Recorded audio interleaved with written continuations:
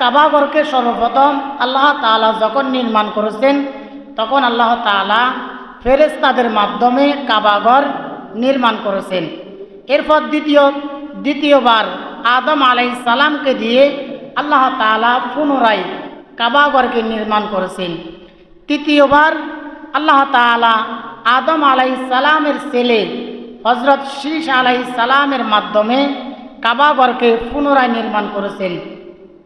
এরপর চতুর্থবার হযরত নূহ আলাইহিস সালামের সময় যখন বন্যা হয়েছিল তখন কাবাঘরের কিছু অংশ ভেঙে গিয়েছিল।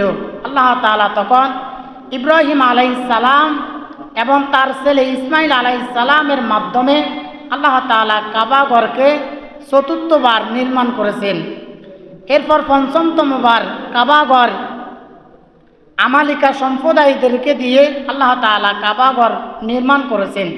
ষষ্ঠবার কাবাঘর নির্মাণ করেছেন জুরহাম গোত্রের লোকেরা, অর্থাৎ জুরহাম গোত্রের লোকদেরকে দিয়ে আল্লাহ তাআলা ষষ্ঠতমবার কাবাঘর নির্মাণ করেছেন। এরপর সপ্তমতমবার কাবাঘর নির্মাণ করলেন খোসাই বিন কিলাবের মাধ্যমে। এরপর অষ্টমবার কাবাঘর নির্মাণ করলেন মুসা আলাইহিস সালামের সম্প্রদায়ের লোকেরা।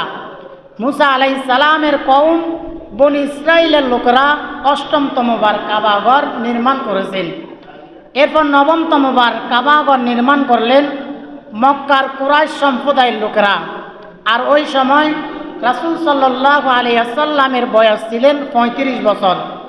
অর্থাৎ কাবাঘরকে যখন নবমতমবার নির্মাণ করেন তখন নবীজির বয়স ছিলেন 35 বছর। রাসূল সাল্লাল্লাহু আলাইহি ওয়াসাল্লাম তখনও নবুয়ত পান নাই, অর্থাৎ নবীজি 40 বছর বয়সে নবুয়ত লাভ করেছেন। এই নবুয়ত লাভ করার 5 বছর আগে মক্কার কুরাইশরা কাবাঘরকে পুনরায় আবার নির্মাণ করেছেন। এরপর দশমতমবার কাবাঘর নির্মাণ করলেন হযরত আব্দুল্লাহ ইবনে জুবাইর রাদিয়াল্লাহু তাআলা আনহু। তিনি 664 হিজরিতে কাবাঘর পুনরায় নির্মাণ করলেন।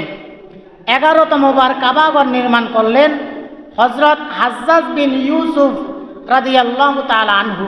তিনি 674 হিজরিতে কাবাঘর পুনরায় নির্মাণ করলেন।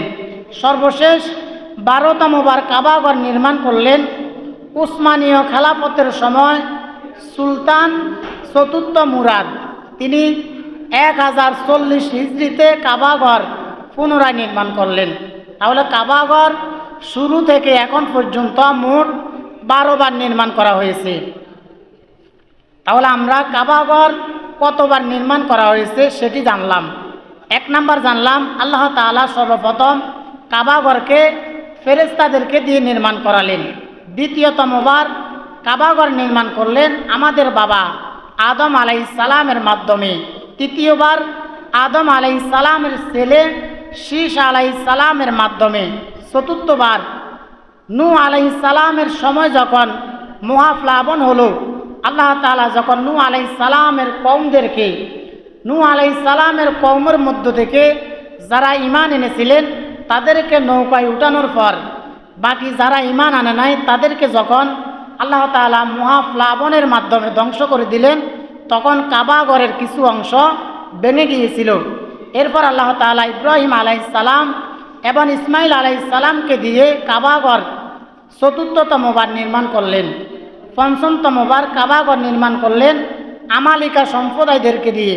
ষষ্ঠবার কাবাঘর নির্মাণ করলেন জুরহাম সম্প্রদায়ের লোকেরা। সপ্তমবার নির্মাণ করলেন খোসাই বিন কিলাব রাদিয়াল্লাহু তাআলা আনহুর মাধ্যমে। অষ্টমতমবার মুসা আলাইহিস সালামের সম্প্রদায়ের লোকেরা। নবমতমবার নির্মাণ করলেন মক্কার কুরাইশ বংশের লোকেরা।